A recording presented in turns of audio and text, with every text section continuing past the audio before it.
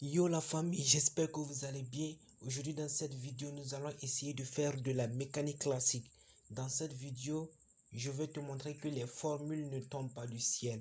Dans cette vidéo, je veux te faciliter la tâche. Tu vas plus être obligé, tu vas pas être obligé de mémoriser des tas de formules. Donc je t'assure que si tu restes jusqu'à la fin, je vais te livrer tous les secrets. Mais avant ça, va regarder la vidéo que j'ai fait sur la dérivée sur ma chaîne. Comme ça va te permettre de mieux avoir une compréhension de choses. Parce que si tu comprends la dérivée, ça va te faciliter. Donc, on va essayer de faire de la mécanique classique. J'ai déjà préparé tout le schéma. Donc ici, qu'est-ce qu'on a? On a ici un canon. C'est un exemple, un canon qui va lancer un projectile qui va sortir, par exemple une boule qui va sortir avec une certaine vitesse initiale V0. Et cette vitesse initiale V0, elle fait un angle alpha avec l'horizontale. Donc on va essayer de déterminer certains paramètres.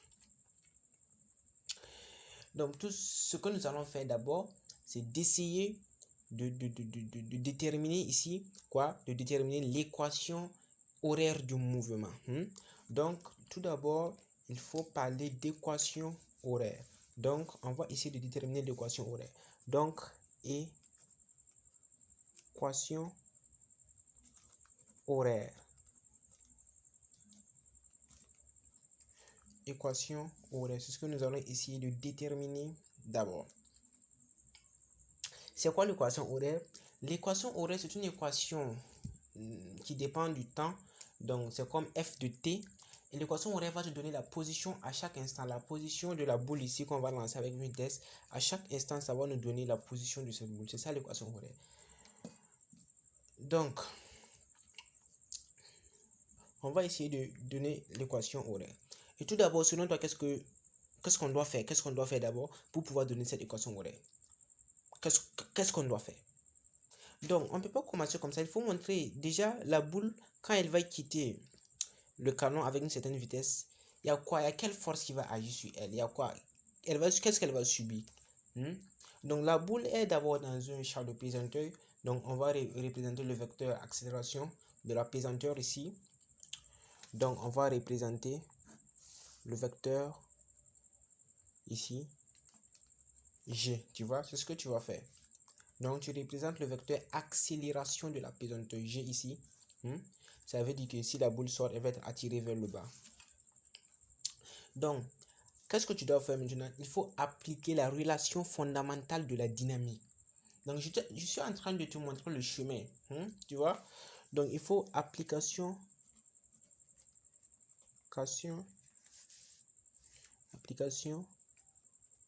de la RFD, de la relation fondamentale de la dynamique. Donc, qu'est-ce que nous dit la relation fondamentale de la dynamique? La relation fondamentale de la dynamique nous dit que la somme des forces extérieures appliquées à notre boule va être égale à sa masse fois l'accélération. Donc, on peut déjà écrire que la somme des forces extérieures, ça fait quoi? C'est égal à la masse fois l'accélération. Et ici, je te pose une question. Quand la boule va sortir, il y a quelle force qui s'exerce sur elle? Donc, voici la boule. Elle a quitté le lanceur. Donc, elle est ici. Il y a quelle force qui s'exerce sur elle? Bon, ici, tu vois, on va négliger les forces de frottement. Tu peux me dire qu'il y a les forces, les collisions qui vont se passer entre la boule et les molécules d'air, etc. Mais ici, on va négliger ça pour pouvoir faciliter les calculs. C'est ce qu'on fait d'habitude pour pouvoir faire des calculs de la relation fondamentale en physique classique. Donc, on va négliger les frottements. Donc, tu as négligé les frottements. Il y a quelle force? Il y a quelle autre force? Donc, on a le poids, la force gravitationnelle. Donc, on peut dire que le poids P, c'est égal à quoi? Ça fait la masse fois l'accélération. Et tu as vu depuis la classe de quatrième que quoi? Que le poids P, ça fait mg. Donc, tu peux me dire ici que mg est égal à ma. Maintenant, qu'est-ce que tu vas faire? Tu vois qu'on a la même masse, on peut simplifier par les masses. Donc, on a G qui est égal à A. L'accélération de la boule, c'est égal au vecteur, l'accélération de la pesanteur. L'accélération de la boule, ce n'est rien d'autre que l'accélération de la pesanteur. Donc, il faut d'abord encadrer parce que ça, c'est très intéressant. Ce n'est pas le résultat que l'on veut, ce n'est pas l'équation de la trajectoire, c'est vrai, mais il faut l'encadrer parce que A, c'est un premier pas déjà. Maintenant, qu'est-ce que nous allons faire? À partir de là, il y a deux façons de déterminer l'équation de la trajectoire. On peut déterminer ça avec en utilisant les constantes.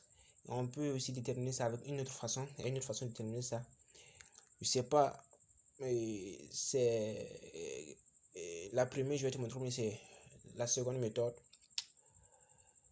Donc, je vais utiliser la méthode, en tout cas, la moins longue. Donc, qu'est-ce que nous allons faire? Nous allons essayer maintenant de parler de donner quoi? De donner les coordonnées de quoi? De l'accélération de la boule dans le vecteur champ de gravitation. Donc, on a le vecteur accélération de la boule dans le vecteur champ de gravitation. On a AX et AY. N'est-ce pas? On a AX et AY. Maintenant, nous allons venir et essayer de voir. Puisque le vecteur G, c'est égal au vecteur A, donc ça nous facilite. Donc, on va seulement chercher les coordonnées du vecteur G. Donc, on va chercher ici G quoi? Gx. On voit que ça, c'est X. Ça, c'est Y. Donc, vous voyez que G est perpendiculaire à X, à l'axe des abscisses ici. Donc, ça veut dire que sa composante suivant cet axe, c'est nul. C'est 0. Maintenant, on va chercher AY. Donc, il faut venir chercher maintenant GY, puisque les deux vecteurs sont égaux. Donc, on voit que c'est parallèle, mais ça va dans le sens opposé, avec l'axe Y qui monte et ça qui descend. Donc, il faut dire que ça fait moins G. Donc, ici, on a moins G. N'est-ce pas? Tu vois qu'on a moins G. À partir de là, qu'est-ce que nous allons faire? Nous allons essayer maintenant de faire une intégration. N'est-ce pas? Donc, on va dire que par intégration,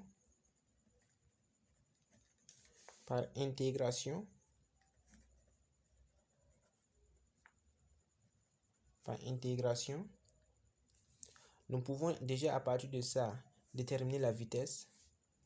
On a le vecteur vitesse qui fait quoi?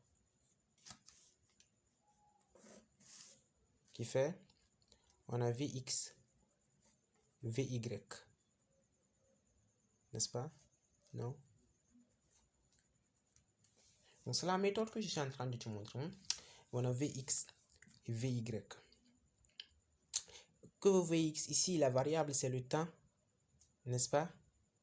Donc, ici, Vx plus que Ax est égal à 0. Parce que je suis en train de faire une intégration. Qu'est-ce qui dérivé va me donner 0? Vous êtes sûr que c'est une constante. Donc, on voit que ici, on a C. C'est quoi? C1. La constante C1. Et ici, nous, on veut Vy. Et on a ici moins G.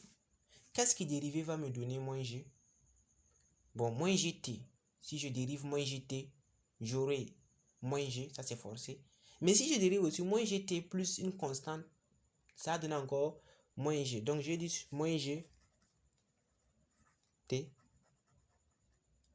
plus une constante C2. Donc, maintenant, on ne peut pas aller comme ça. Il faut essayer de déterminer les constantes. Tu vois qu'on ne peut pas évoluer comme ça. Donc, on va essayer de déterminer ici les constantes C1 et C2. Comment tu vas déterminer? On va aller inspecter l'instant initial, l'instant où la boule sort du canon avec une certaine vitesse initiale V0. Donc, C1, qu'est-ce que ça va représenter? Il faut savoir que C1 doit faire la projection de V0 suivant ici. Tu vas avoir Vx ici, V0x plutôt.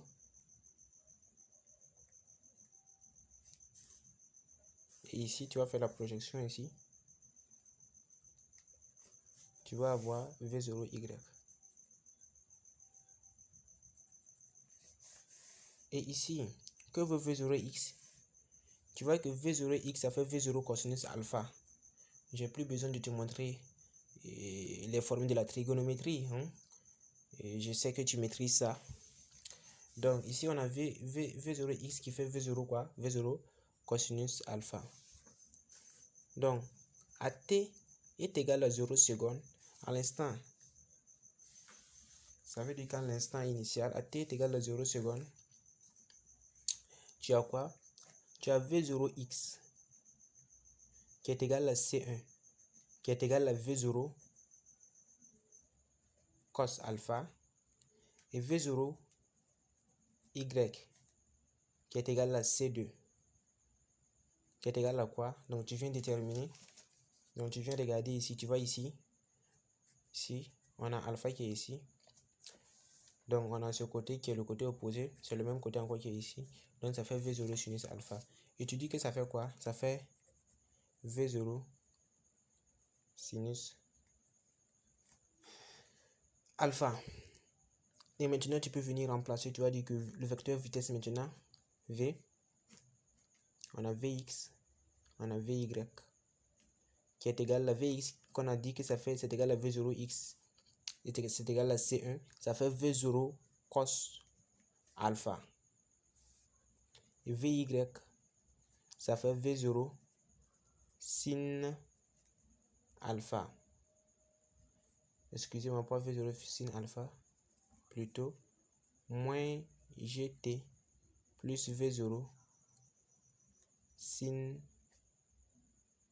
alpha. Voilà, c'est ça. Donc, c'est ce que nous avons. Qu'est-ce que nous allons faire maintenant? Ça, on a eu la vitesse. Et pour avoir la vitesse, rappelez-vous que la vitesse, c'est égal à la dérivée du vecteur position par rapport au temps. Donc, par intégration,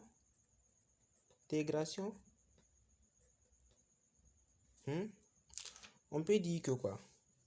On peut dire que le vecteur position OM, qui va représenter les équations horaires du mouvement, on a x de t. Bon, si vous voulez, je sais pas forcé de mettre les x de t, y de t et y de t et x de t par intégration. Ici, nous on veut le V0, on veut trouver quelque chose que, avec cette chose, quand on va dériver cette fonction, on retombe sur V0 cosinus alpha. En sachant ici que la variable c'est le temps. Donc, on doit dire que ça fait V0 cos alpha t. Mais si je dérive, c'est vrai que ça va me donner ça. Mais même si j'ai juste une constante et que je dérive, j'aurai toujours le même résultat. Donc, je peux dire plus C3. N'est-ce pas?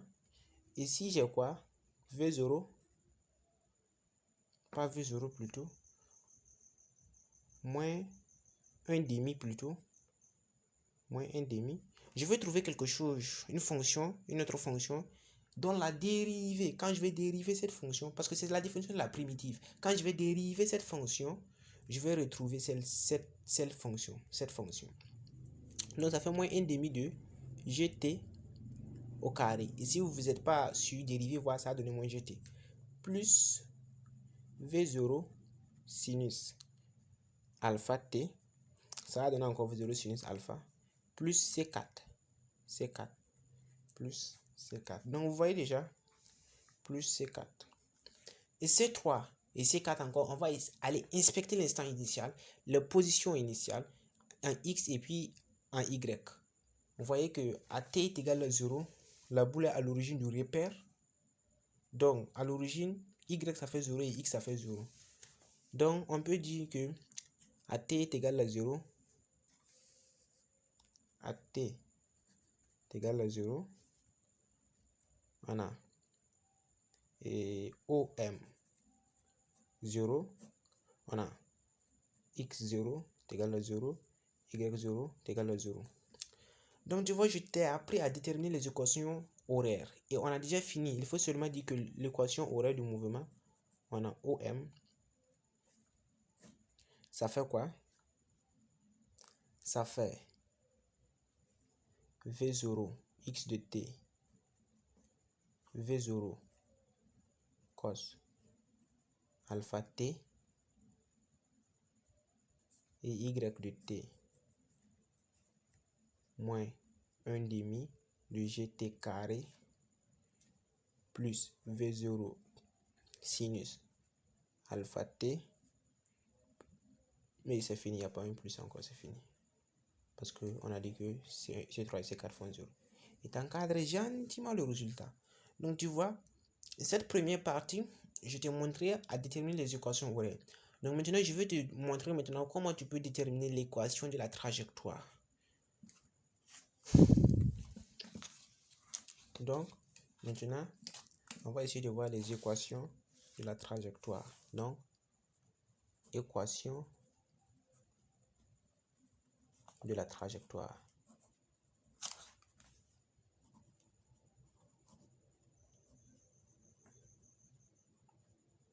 Équation de la trajectoire. Comment déterminer l'équation de la trajectoire? Je te rappelle déjà qu'on a déterminé les équations horaires du mouvement. On a vu que x c'est égal à V0 cosinus alpha t et y c'est égal à moins 1 demi de gt carré plus V0 sinus alpha t. On a vu ça. Donc moi j'ai appelé cette première équation. Cette équation la première et celle-ci la deuxième. Et pour déterminer l'équation horaire du mouvement, quelle est l'idée? L'idée c'est on veut éliminer la variable t. Est-ce que tu comprends? On veut essayer de déterminer y en fonction de x.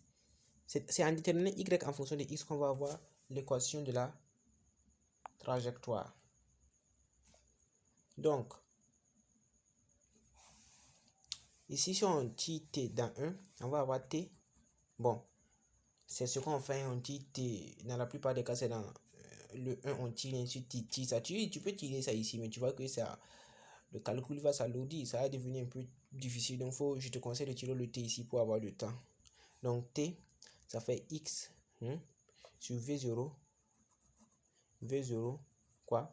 Cos alpha. Mais qu'est-ce que tu vas faire? Tu vas venir remplacer le temps que tu as trouvé ici dans cette deuxième équation. Donc, tu vas dire maintenant que y, ça fait moins 1 demi de g facteur de x sur quoi? Sur V0 cos alpha, le tout au carré, plus V0 sinus alpha fois x sur V0 cos alpha. Tu remplaces uniquement le temps. Donc, qu'est-ce que tu vas faire maintenant? Tu vois qu'ici, on va avoir x carré, on va avoir v carré 0 cos carré alpha. Donc, on peut dire que y, ça fait moins x carré sur quoi? Moins x carré sur 2 v carré 0 cos carré alpha plus, tu vois que V0 sinus alpha, V0 et V0, on va simplifier. Et on sait que sinus sur cosinus, ça fait tangente. Et on va avoir le x. Donc, qu'est-ce qu'on va avoir? On va avoir plus x. Moi, j'ai écrit x tangente alpha. Tangente alpha. Donc, moi, j'ai écrit ça x tangente alpha. Donc, ici, on dirait qu'il y a un g. Attends, je vois. Ici, c'est moins g plutôt. moins g. Et ici, on a le x au carré. N'est-ce pas? Il n'y a pas une erreur. Donc, c'est ce qu'on a. Je crois que c'est l'équation de la trajectoire. Donc, vous voyez qu'ici, on a une dépendance en x, on a x carré, x. Donc, vous pouvez essayer d'encadrer le résultat.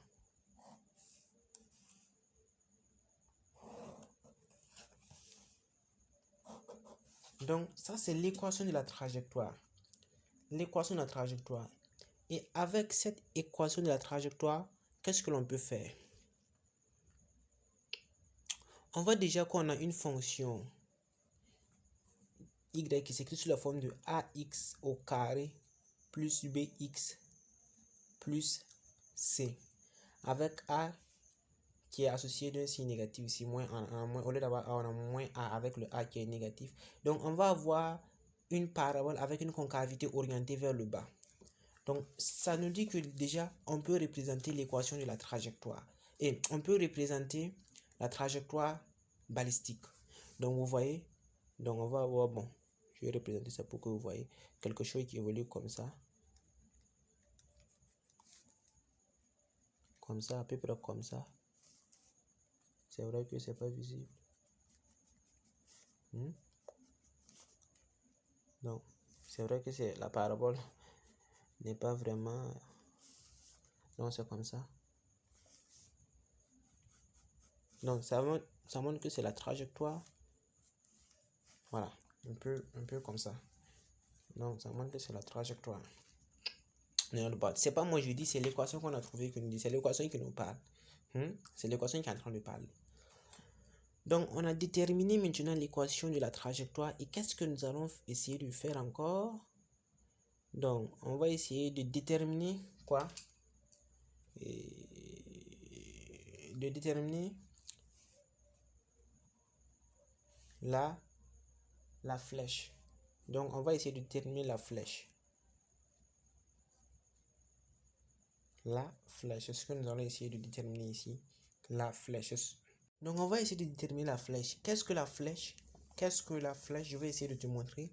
La flèche, c'est la hauteur maximale que la boule va atteindre et le long de sa trajectoire. Donc, la flèche, en quelque sorte, c'est ici. C'est cette pointe ici que tu vois, par exemple, ici. Ici, on peut dire que ça fait H.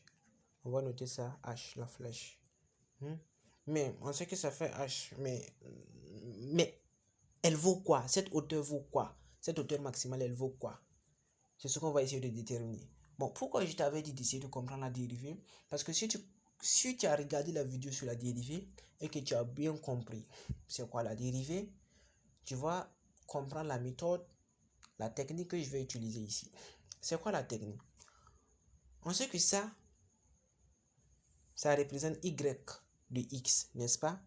Mais on sait aussi que ça représente y de t, n'est-ce pas? Donc ça veut dire que ici, ce point-ci, on a quoi? On a une tangente qui est horizontale. Une tangente qui est horizontale comme ça. Qu'est-ce que ça veut dire si la tangente est horizontale? Ça veut dire que le coefficient directeur de la tangente à la courbe en ce point-ci, oui, il est nul ce coefficient directeur. Donc ça veut dire que la dérivée de la trajectoire en fonction du temps est nulle en ce point.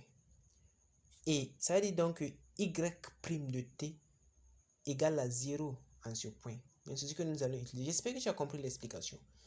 Ici, on a la tangente qui est horizontale.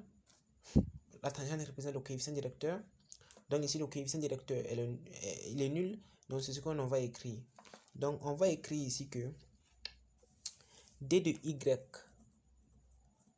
sur d de t, c'est égal à 0. Donc ça veut dire ça veut dire seulement la dérivée. C'est la dérivée, ça veut rien dire de plus. Donc on va aller chercher. On va aller dériver ça. Donc on sait que y de t, c'est égal à moins 1 demi de gt carré plus v0 sinus alpha fois t. Donc, y prime de t, je vous rappelle qu'ici la variable c'est le temps. Donc, on va dériver en fonction du temps. Donc, on va avoir moins gt plus v0 sinus alpha. N'est-ce pas? Et on va dire que ça c'est égal à 0. Donc, on trouve quoi? On trouve que t, que vaut t? T vaut v0 sinus alpha sur g. Est-ce que tu comprends? Moi, je ne veux pas te donner, il faut retenir ça pour la flèche. Non, je te démontre comment tu peux faire le jour de l'examen pour t'en sortir. Parce que tu ne peux pas mémoriser tas de formules. Et l'esprit d'un scientifique, même, c'est pas ça. L'esprit d'un scientifique, c'est pas de mémoriser tas de formules, c'est d'essayer de comprendre ces formules. Donc, on a t qui fait v0 sinus alpha sur g. Donc, qu'est-ce que tu vas faire? Tu vas venir remplacer ce temps ici. Et tu vas trouver la flèche. Et comme ce temps, c'est pas n'importe quel temps, c'est le temps au bout de laquelle, ce temps que tu vois, c'est le temps au bout duquel tu vas atteindre cette hauteur-ci. Donc, cette hauteur, comme tu l'as appelé grand H, c'est le temps pour grand H. Donc, tu vas dire que grand H, et tu vas dire que grand H, tu vas essayer maintenant de remplacer le temps ici. Mais ça fait plus petit y, ça fait grand H et tu remplaces le temps. Ça fait moins 1 demi g facteur de v0 sinus alpha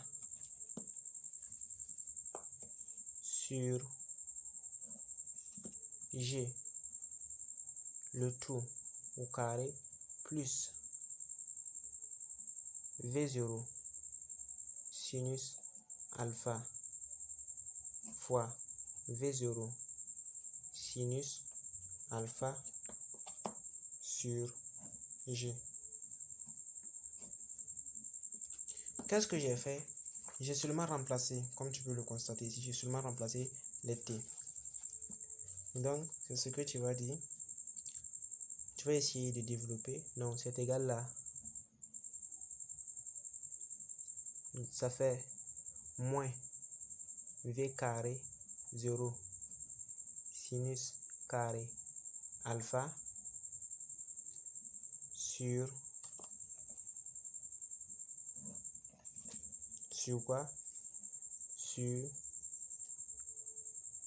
g ici au carré,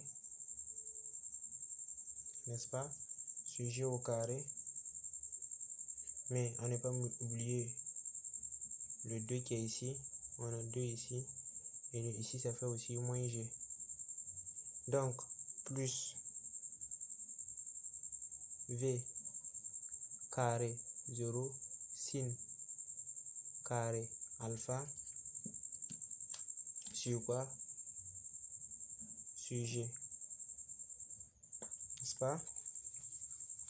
Et on va continuer. Donc, on va essayer de simplifier ici l'écriture avant de continuer. Donc, ici, on va avoir v carré 0 sinus carré alpha sur quoi? Sur, donc ici on a moins g, donc ici c'est moins, sur 2g, n'est-ce pas? Et on voit ici, bon, on a presque la même expression, mais ce qui nous reste ici seulement, c'est le 2 ici. Donc on va multiplier ici par 2, et ici aussi par 2. Et qu'est-ce qu'on va avoir? On va avoir finalement, donc il faut savoir qu'il y a un plus ici que je n'ai pas écrit. On a un plus ça, on a un plus ça. Donc finalement on a h qui fait quoi? Qui fait, ici on a un 2v carré 0 sinus carré alpha, qui fait v carré 0 sinus carré alpha sur quoi? Sur 2g.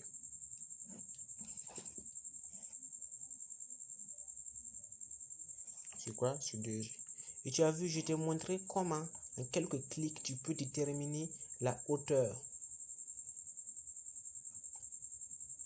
la flèche. Donc maintenant, nous ne sommes plus dans le noir. On peut dire que H ici, la hauteur que la boule va atteindre, ça fait V carré 0 sinus carré alpha sur 2G. Tu vois? Donc, et on peut même, si on a les données numériques, déterminer cette hauteur maximale. Donc, maintenant, je t'ai montré la flèche. Je vais te montrer comment déterminer la portée.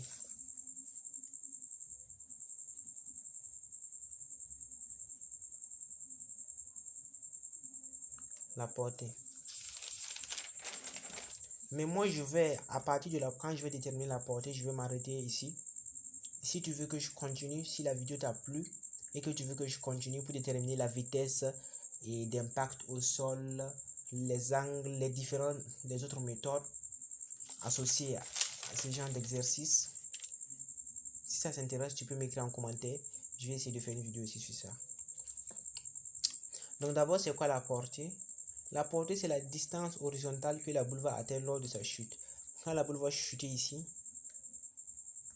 n'est-ce pas? Ça va correspondre à une certaine distance D. Mais X vous voulez D, la portée D.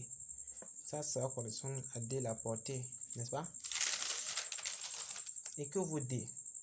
Bon, que vaut D? C'est la question qu'on se pose. Ce D là, il vaut quoi? Et comment déterminer ce D? Bon, selon toi, comment nous allons faire pour déterminer ce D? Bon, je regarde ton niveau scientifique, comment tu vas faire. Donc, pour déterminer ce D, il n'y a pas 36 000 solutions. Il faut utiliser les équations qu'on a déjà établies, notamment l'équation de quoi? L'équation horaire du mouvement. On sait que lors de la chute, vous voyez que lors de la chute, ici, on va avoir le Y qui fait quoi? La projection de Y, la projection de X sur Y va donner 0. Donc ici, ça fait quoi? Ça fait D et le Y, ça fait 0. Donc c'est ce qu'on nous allons utiliser maintenant pour faire le calcul. Donc on va déterminer quoi? Le temps nécessaire pour atteindre cette distance. Le temps de chute quoi. Donc c'est ce que tu vas essayer de faire. Et tu as vu que Y de T, ici on parle plus de Y prime de T. On parle de Y de T maintenant. Tu vois que Y de T, ça fait moins 1,5 de GT carré plus V0 sur 10 alpha T. Donc moins 1,5 de GT carré plus V0 sinus alpha T. Tu vas égaliser, tu vas dire que ça fait 0. Donc tu vas dire que ça fait 0. Donc tu vas me dire que moins 1,5 de GT carré plus V0 sinus alpha fois T est égal à 0. Et là, tu vas me dire, on est devant une équation du second degré. Il va falloir utiliser delta. Donc, le calcul va être vraiment énorme. Donc, c'est difficile. Mais en tant qu'esprit scientifique, il faut voir ici qu'on peut mettre le temps en facteur. Donc, tu mets le T facteur de moins 1,5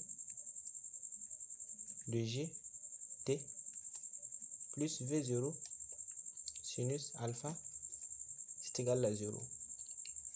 Donc, ce T est égal à 0. Ce temps est égal à 0. Oui, et ça, c'est égal à 0. Soit c'est ce qui est égal à 0, soit c'est ce qui est égal à 0. Donc, et qu'est-ce que nous savons? À partir de là, on sait que le temps de chute forcément ne peut pas être égal à 0. Ça ne peut pas être égal à 0. Donc, t est différent de 0, forcément c'est ça qui va donner 0. Moins 1 demi de gt plus v0 sinus alpha, c'est égal à 0. Essayez de déterminer t. Moins 1 demi de g moins v0. Donc on peut dire que t c'est égal à quoi? Ça fait 2 v0 sinus alpha sur g.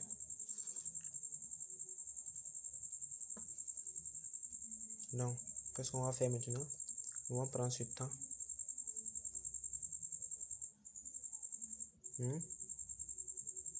et maintenant remplacer tout ça